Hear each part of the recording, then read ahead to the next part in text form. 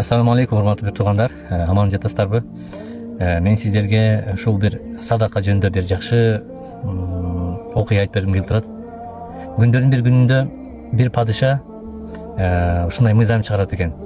Биздин заманга чейин ким садака берсе, кайырчы сурап жаткандарга, анда ошол садака берген адамдын колу чабылсын деп, колун чабасыңар деп ушундай мыйзам чыгарат экен. Элдердин баардыгы ошол сурап келген, кайыр сурап келген адамдарга садака берүүдөн баш тартып коркуп калышат экен. Анан күндөрдүн бир күнүндө бир жолоочу аксакал ошол шаарга келип конок болуп жүрүп, анан бүт өзүнүн буюмдарын, акчаларын бүт баардыгын ошо каракчыларга алдырып жиберет, урууларга. Анан баардык элден жардам сурайт. Жардам бергилечи, мен үйүмө жетип алайын, аман эсен каракчыларга ушинтип мен алдырып жибердим, баардык акчалар мүлкүмдү деп. Анан эч ким бербей коет. Анан бир эшикке барып такылдатат. Эшикти ачса, бир сулуу кыз келип ачат, татынакай абдан имандуу. Анан айтат: "Кызым, мен ушундай каракчылар тонуп кетти эле, сенен суранам, жардам берчи" деп аябай жалын жалбар сурайт. Анан кыз атанын көңүлүн кыя албай, ары бери ойлонуп, берсем бербесем да, анан акырын жашырып берет садаканы. Анан аксакал аман эсен кетип калат өзүнүн мекенине. Анан баягы кыз ушундай садака акча бериптир деген падышага чейин жетет. Анан падыша колу чабылсын деп, анан ошол кыздын эки колун чабып ташташат, кесип ташташат. Анан бир күндөрдүн биринде ошол эле падыша кайра ошол элди кыдырып, ала кабалын сурап жүргөндө бир кыздын үнүн угат да, добушун. Кооз ушунчалык жагымдуу, укулуктуу ырдап жаткан кыздын үнүн угат. Бул кайсы кыз болду экен деп баш багып көрсө, ошол баягы сулуу кыз. Ошол кызды алат элем деп жан талашып, ошол кызга ашык болуп калат, үйлөнөм дейт. Алайын десе эки колу жок. Айланайм, мунун эки колу эмне үчүн? Ким бул кыздын эки колун кести дегенде, айланайм падыша, сиз ушуна буйрук чыгардыңыз эле, ким садака берсе, ошол садака берген адамдын колу чабылсын деп. Бул кыз ошол бир аксакал, жолоочу аксакал кыйналып калганда садака берген эле, ошон үчүн эки колу чабылып кетти дегенде, аттиңай менин чыгарган мыйзамым башыма урсун деп, анан кийин ошо менен өкүнөт. Бирок баягы кыздын үнүнө, сулуулугуна катуу ашык болуп калган себебинен эч нерсеге карабай үйлөнөт.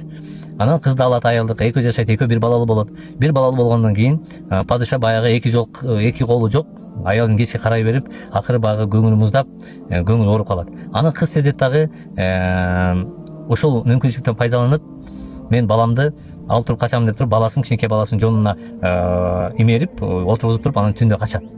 Арадан көп аралыкты базып, талааларда, чөлдөрдө жүрүп отуруп, акыры бир сууга жетет. Суусап ушунчалык аябай ачка болуп, суусундугун кандырам деп, эптеп бир чоң агып жаткан дарыяга жетип барат. Анан ошол жерден эми эле ушинтип сууну ичейин деп жан талашып барып, суусагандан сууну ичейин дегенде, эңкейгенде баласы агып жаткан сууга агып кетет. Анан баласын барып кармайын десе, эки колу жок, кармай албайт. Анан эмне кыларын билбей, ары ойлонуп, бери ойлонуп отуруп, анан кийин Кудайга катуу жалын жалбарат. Алла, мен садака бердим эле, садака бергенимдин кесепетинен эки колум кесилди. Эми мынтип өзүм жаным сактап калайын деп кетип бара жаткан жерден сууну иче коеюн десем, балам агып кетти.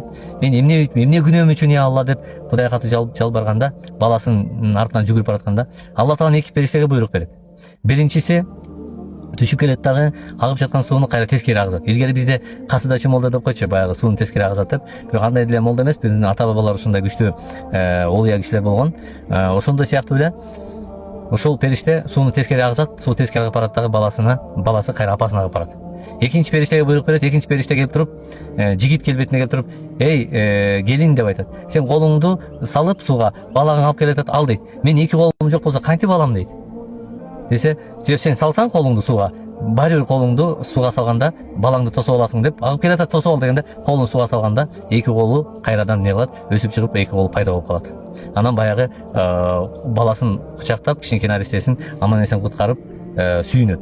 Анан баягы эки жаш жигит, периште келбетиндеги эки жаш жигит кетип бара жатканда, жигиттер, токтоп алат, силер каяктан келдиңер? Силерге Кудай Таалам ыраазы болсун, Аллах ыраазы болсун, мага жардам бердиңер. Каяктан болосуңар деп, ушунчалык баягы силерге ыраазычылык айтып коеюн дегенде, баягы эки жаш жигит айтат экен периштелер: билесиңби, сен баягы аксакалга садака берген элең, ошол садака, ошол жакшылык бизби дейт экен да.